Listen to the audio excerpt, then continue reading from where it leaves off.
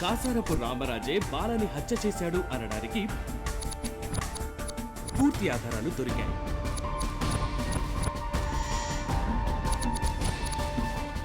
Case గెలవాలంటే witnesses, proofs, evidence ఇవే కాదురా, కొన్నిసార్లు టైం కూడా కావాలి. దెబ్బలు నోరు తెరిపించాలి గాని కంటికి కనిపించకూడదు. ఈ హత్యని ఈ రామరాజే చేశాడని మీరంతా ఖచ్చితంగా ఎలా చెప్పగలుగుతున్నారు? అక్కడ ఇతను తప్ప ఇంకెవరూ లేరు. మా బాలకి వీడికి 2 సార్లు గొడవ జరిగింది సార్. ఆ రోజు నా క్లయింట్ రామరాజు ఈ సిటీలోనే లేడు. ఎవిడెన్స్ కావాలి, ప్రాపర్ ఎవిడెన్స్.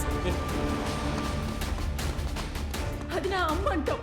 అసలు బిడ్డ మీద కూడా ఒట్టేసి మళ్ళీ ఎందుకు తప్పు చేసినావు? నేనే తప్పు చేయలేదే.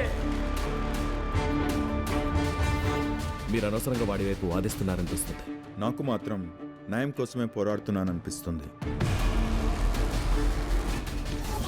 ఆధారాలు లేకుండా మనం ఒక నిర్ణయానికి ఎలా రాగలం సార్? నువ్వు కేసు టేకప్ చేసావు కాబట్టి వాడు అమాయకుడు అయిపోతాడా?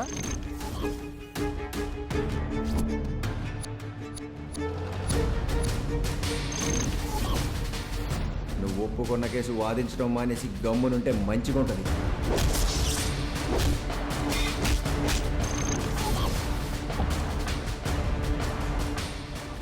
ఆవేశంలో తీసుకునే నిర్ణయాలు మన కళ్లకు అబద్ధపు గంతలు కడతాయి.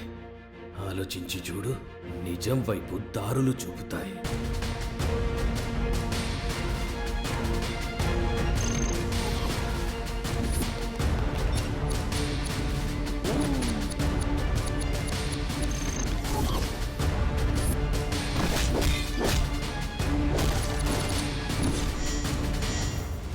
మీరు అక్యూజ్డ్ హత్య చేస్తుండగా చూసారా?